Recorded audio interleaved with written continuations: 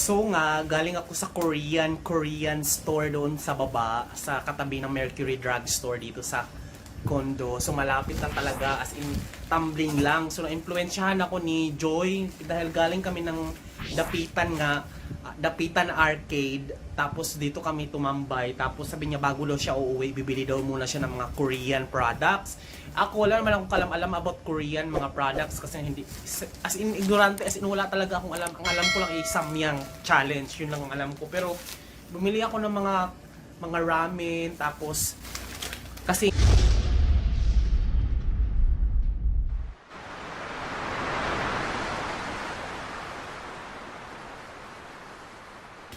nga, hindi ko alam kung anong dapat kong bilhin. So, siya yung nag-suggest nito. So, try ko kung anong lutuin ko na dito ngayon. Ito ay 45 pesos yung ganito. Ramen daw to eh. Ayan o. Yeah, ramen nga siya. Dalawa na yung binili ko para nagugutom ako. Galing pa kasi kami ng Dapitan. Hindi pa kami kumain. Tsaka itong ano daw to eh. Shrimp flavored. Siyempre, hindi natin alam kasi hindi naman to English. So, ito ay 290. Parang 300 plus to. Mahal pala ng mga Korean. Pero masarap naman daw.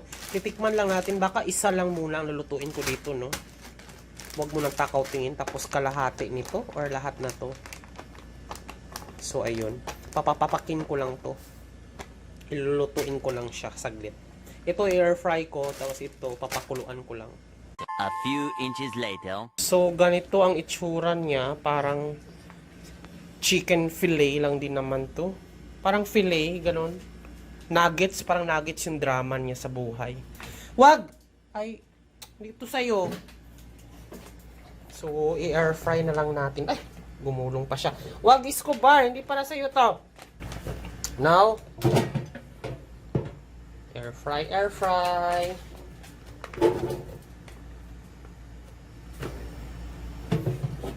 Decent na rin naman yung dami niya.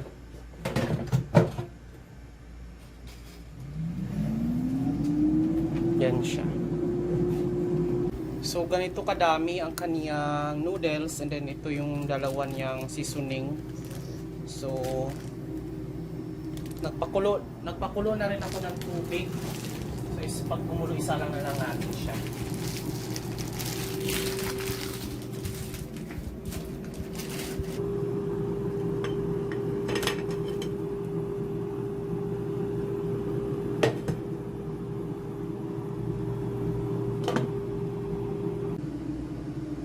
So, nalagay na natin yung seasoning dito, no? So, pag kumulo na yun, lagay na lang natin dito. So, ayan na nga, guys. Magagamit na natin ang ating golden kutsara at tinidor. Lakas makasosyal talaga nito. Ito yung best purchase ko so far from Dapitan Arcade. Ang dami dun, sobra. Ito, 100 lang tong isang itong set. Ay, itong dalawang na yan. So, first time natin gamitin yan. So, ayan, kumulo na siya. Luto na. So, ito na nga ang ating ramen na umuusok-usok pa. Ayan siya. Inggit ka lang. Titignan na rin natin kung naluto na ba yung ating nuggets. Ayan, medyo naluto na siya.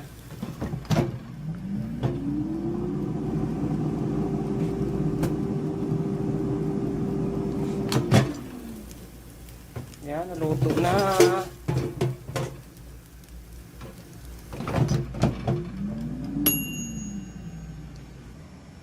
At ito na ang nuggets. Korean nuggets na yan. At mayroon pa tayong masarap na sabaw, ramen, black ramen. So ketchup na lang, pwede na to. Doon ako bumili ng Korean sauce. Tama ng kartihan. So tikman na natin, no. In fairness, yung kutsara na gold, guys, ang bilis uminit. Ano, mainit siya sa nagta-transmit yung init niya papunta sa hawakan. Sausaw natin sa ketchup.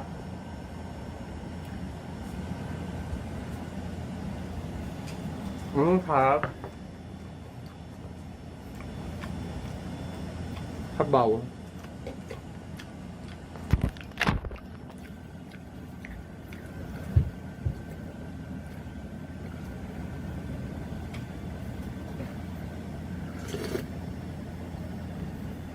Sarap. Ang hang. Ang hang. Korean na Korean yung ano. Yung lasa niya talaga. Kain na ako, guys. Meanwhile. Ito, magkabilaan yung mga convenience store. Tapos, dito sa gilid, hospital. Tapos dito, malapit lang talaga siya. Medyo connect yung mga establishment. Kaya very ano siya yung center of gravity talaga. Convenience talaga. Yan o, ito yung hospital. Tapos ito yung 7-Eleven. Ay, 7-Eleven mini-stop. Noodles. Ay, mahal nito. 140. 140 ito. 45 lang to sa ano Korean store. Yung Korean store sa likod namin, 45 pesos lang to. 280. Maharlika. 45, ito 45 pesos lang to. Yung mga ramen. Ito lang muna, papa-Gcash lang talaga ako. Walang budget. Daming bilihin.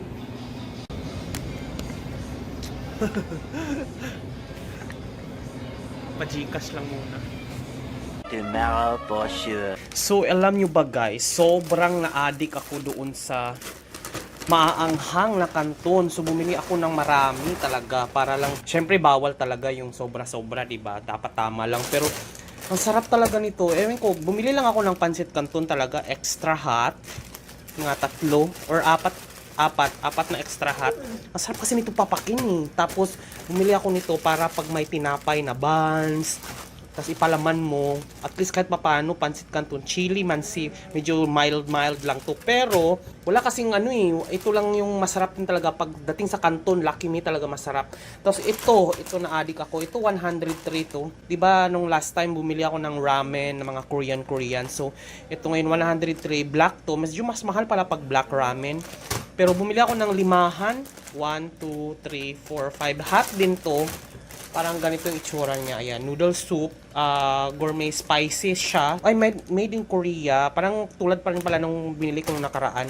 Pero ito, 100 pesos to, 103. Ito lang. Pero ito ay 210. 5 na siya sa isang pack. Tapos bumili pa ako ng chili powder. Ang sarap, parang humaano yung tolerance mo sa anghang. Pag nasimulan mo siya sa maanghang, tapos nag-enjoy ka, parang palala yung anghang ng ano mo. Well, mahilig naman talaga ako sa maanghang din talaga to start with. Pero, paanghang ng paanghang, katutolerate mo na siya.